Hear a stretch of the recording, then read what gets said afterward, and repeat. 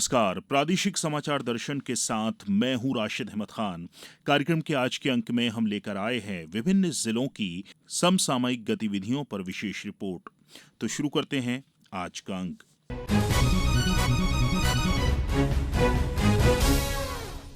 आदर्श समाज के निर्माण में मध्य प्रदेश पुलिस भी अहम भूमिका अदा कर रही है। अपराधों पर प्रभावी नियंत्रण और लोगों को जागरूक करने को लेकर अशोकनगर में हम होंगे कामयाब अभियान चलाया जा रहा है, जिसमें आम लोगों को जागरूक किया जा रहा है।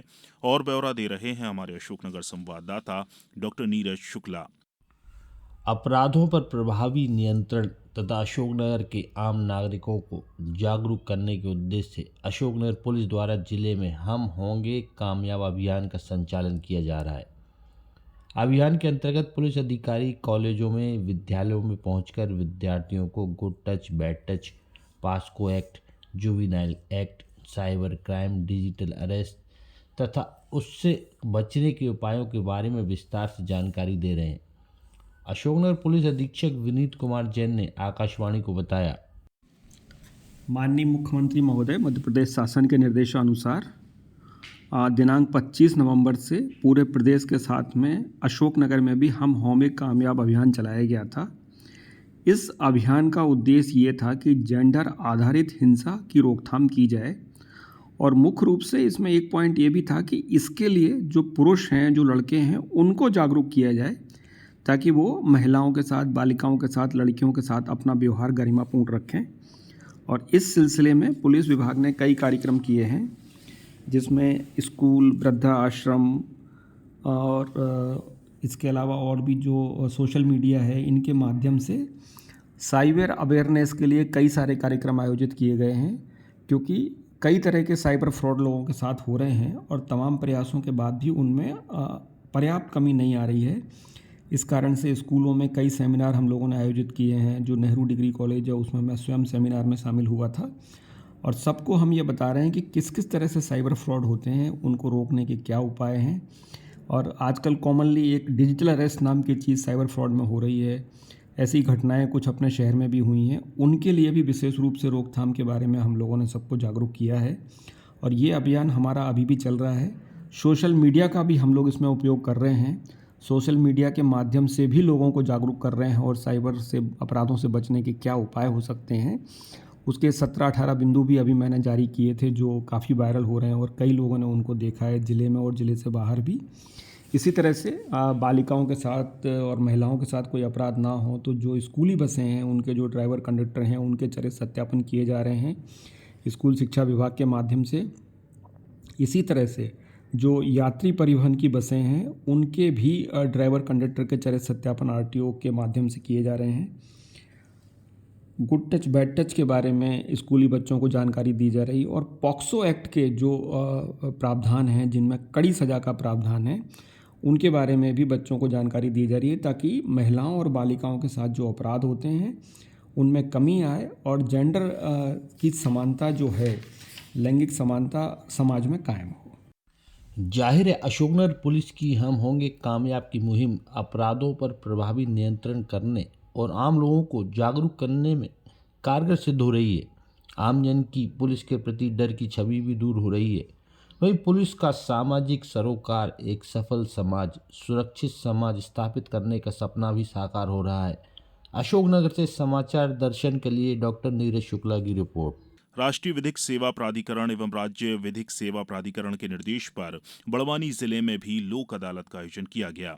पेश हमारे संवाददाता शिवपाल सिंह सिसोदिया की रिपोर्ट। राष्ट्रीय विधिक सेवा प्राधिकरण एवं राज्य विधिक सेवा प्राधिकरण के निर्देश पर शनिवार को पश्चिम निमाड़ के बड़वानी जिले के न्यायालयों में वर्ष की अंतिम लोक अदालत का आयोजन किया गया। लोक अदालत को लेकर जिले के बड़वानी, सेंधवा, खेतिया, राजपुर तथा अंजड़ न्यायालयों में 14 खंडपीठों का गठन किया गया था। सुबह जिले के लोक अदालत का शुभारंभ अध्यक्ष जिला विधिक सेवा प्राधिकरण महेंद्र कुमार जैन द्वारा गांधी जी की प्रतिमा पर माल्यार्पण कर दीप प्रज्वलित कर किया गया। इस अवसर पर प्रभारी एवं विशेष न्यायाधीश रईस खान, अपर न्यायाधीश संध्या मनोज श्रीवास्तव, सीजेएम सीता कनौजे के साथ ही न्यायाधीशगण एवं अभिभाषकगण उपस्थित थे। जिले में संपन्न हुई लोक अदालत के संबंध में जिला विधिक सेवा प्राधिकरण के सचिव मानवेंद्र सिंह पवार ने बताया कि लंबित 1760 में से 597 प्रकरणों का निराकरण कर 7,14,13,439 रुपये का अवार्ड पारित कर 1,444 व्यक्तियों को लाभान्वित किया गया। इसी प्रकार प्री लिटिगेशन के 13,414 में से 715 प्रकरणों का निराकरण कर 10,44,05,237 रुपये का अवार्ड पारित कर 791 व्यक्तियों को लाभान्वित किया गया। न कोई जीता न कोई हारा के लोक अदालत के नारे को चरितार्थ करती लोक अदालत के सफल आयोजन में बीमा कंपनी, नगर पालिका, विद्युत विभाग का सहयोग सराहनीय रहा। प्रादेशिक समाचार दर्शन के लिए बड़वानी से मैं शिवपाल सिंह सिसोदिया। बैतूल की स्व सहायता समूह की महिलाओं द्वारा स्थापित 2 स्टार्टअप कंपनियों को 3 करोड़ का निवेश मिला है। और ब्यौरा दे रहे हैं हमारे संवाददाता मयंक भार्गव। जिला पंचायत बैतूल द्वारा जिले के ग्रामीण क्षेत्रों में उद्यमिता विकास के माध्यम से महिला सशक्तिकरण को महत्व देते हुए एक नवीन पहल SHG से स्टार्टअप अभियान का आरंभ किया है। इस अभियान के तहत बैतूल जिले के ग्रामीण क्षेत्रों में स्व सहायता समूह की महिलाओं के साथ संयुक्त उद्यम स्थापित एवं संचालित करने के लिए युवा उद्यमियों को प्रोत्साहित किया जा रहा है। जिला पंचायत CEO अक्षत जैन के निर्देशन में संचालित इस अभियान को उल्लेखनीय सफलता हासिल हुई है। जिला पंचायत द्वारा यह अभियान माह जुलाई 24 से प्रारंभ किया गया है। अब तक 2 प्रस्तावों को अनुमोदित किया गया है, जिसमें 3.1 करोड़ रुपए का निवेश प्राप्त हुआ है।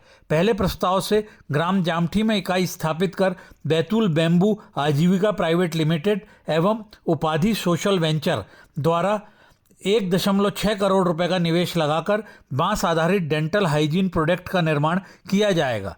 दूसरे प्रस्ताव से ग्राम आरुल में इकाई स्थापित कर Rajita art and heritage private limited द्वारा 1.5 करोड़ रुपये का निवेश लगाकर पारंपरिक कला पर आधारित होम डेकार एवं फैशन प्रोडक्ट का निर्माण किया जाएगा।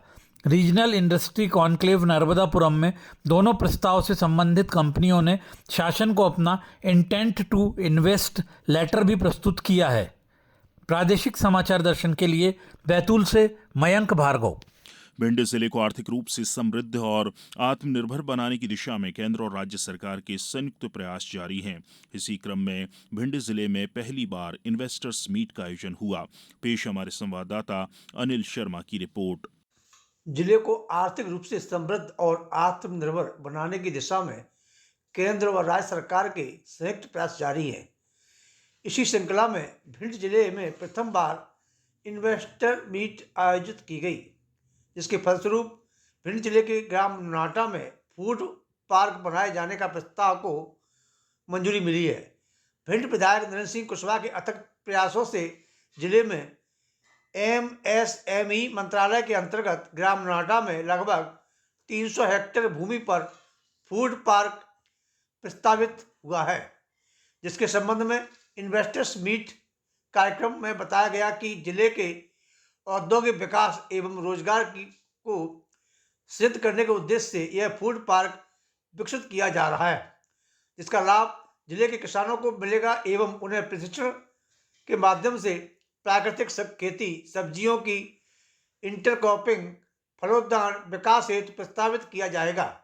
उनके कृषि उत्पाद आदि की बिक्री एवं अच्छे दाम दिलवाने की व्यवस्था फूड पार्क में उद्योग स्थापित करने वाले उद्यमियों के साथ लिंक कर की जाएगी, ताकि कृषक क्रॉप डाइवर्सिफिकेशन, वेजिटेबल इंटरक्रॉपिंग के प्रति भी आकर्षित होकर अपनी आमदनी को बढ़ा सके।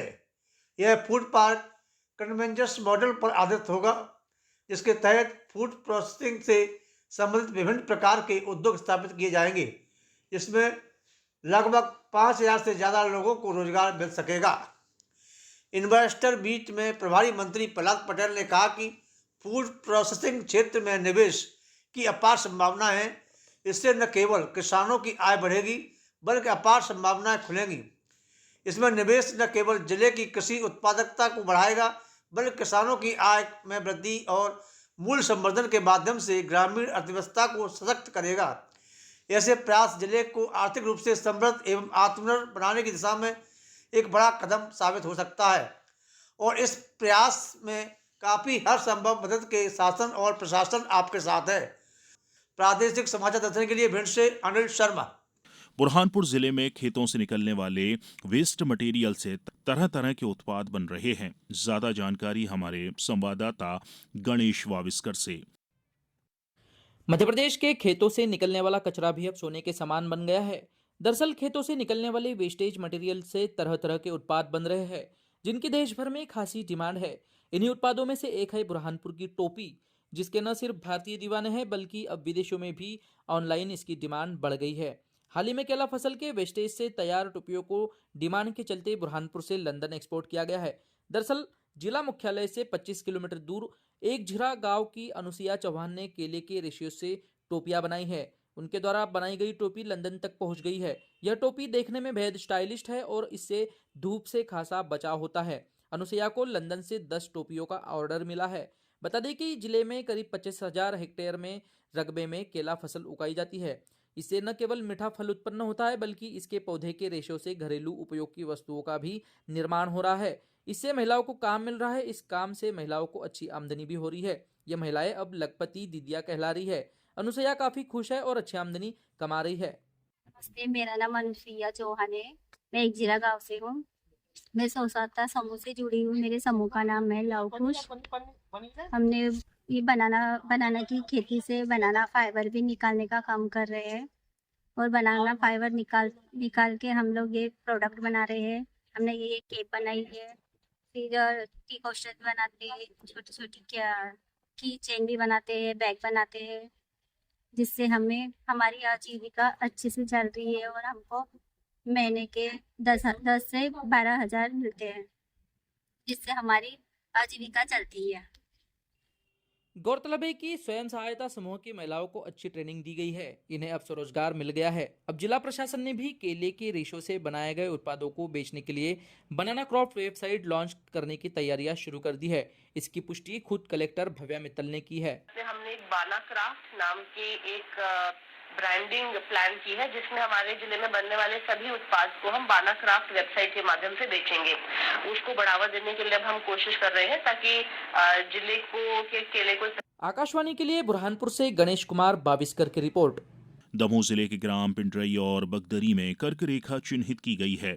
भारत सरकार की सर्वे ऑफ इंडिया की टीम ने सर्वेक्षण करके कर्क रेखा के स्थान को चिन्हित किया है। और ब्यौरा दे रहे हैं हमारे संवाददाता अनिल जैन। कर्क रेखा दमोह सहित प्रदेश के 14 जिलों से निकलती है। जिले के ग्राम पिंडरई और बगदरी में मुख्य सड़क मार्ग पर कर्क रेखा को मार्क किया गया है। कलेक्टर सुधीर कुमार कोचर ने बताया, यहाँ पर इस बात के भी प्रमाण पाए गए थे कि यहाँ कर्क रेखा यहाँ से गुजरती है। तो इस संबंध में हमने सर्वे ऑफ इंडिया, जो कि भारत सरकार की एजेंसी है, उनसे संपर्क किया था। तो आज तेंदुखेड़ा क्षेत्र में वो टीम आई थी और उन्होंने 2 जगहें इसके लिए आइडेंटिफाई कर ली हैं। और पहली जगह है पिंडरई और दूसरी जगह है बगदरी। तो अभाना तेंदुखेड़ा हाईवे पर पिंडरई जो है यहाँ से कर्क रेखा निकल रही है और तेंदुखेड़ा रहली मार्ग पर बगदरी से कर्क रेखा निकल रही है। तो भारत सरकार की सर्वे ऑफ इंडिया के उप अधीक्षण सर्वेक्षण अधिकारी जयप्रकाश पाटीदार ने बताया, कलेक्टर महोदय ने दमोह ने हमारे सर्वे ऑफ इंडिया को एक पत्र लिखा था, जिसमें उन्होंने अनुरोध किया था कि हम जो हमारी कर्क रेखा है, ट्रॉपिक ऑफ कैंसर जिसको बोलते हैं, उसकी हम एग्जैक्ट लोकेशन दमोह से के रोड पे मार्क करके दें। इसलिए हमारे डायरेक्टर सर के आदेश अनुसार हमने पिछले 2 दिनों से यहाँ पे सर्वे किया और लेटेस्ट CORS टेक्नोलॉजी की माध्यम से इन 2 पॉइंट को मार्क किया और इन पॉइंट्स को फिर हमने GPS के स्टैटिक मतलब 4 to 5 आवर ऑब्जर्वेशन से फिर वेरीफाई किया। तो ये दमोह में 2 रोड पे हमने मार्क किया, एक यहाँ पर, एक पास में ही एक गाँव है वहाँ पर। ठीक है, थैंक यू। कर्क रेखा पृथ्वी के उत्तरी गोलार्ध में 23.5 अंश उत्तरी अक्षांश पर स्थित एक काल्पनिक रेखा है, जो दुनिया के 16 देशों और भारत के 8 राज्यों से होकर निकलती है। प्रादेशिक समाचार दर्शन के लिए दमोह से मैं अनिल जैन। कार्यक्रम के आज के अंक में इतना ही। अगले हफ्ते फिर मुलाकात होगी, तब तक के लिए नमस्कार।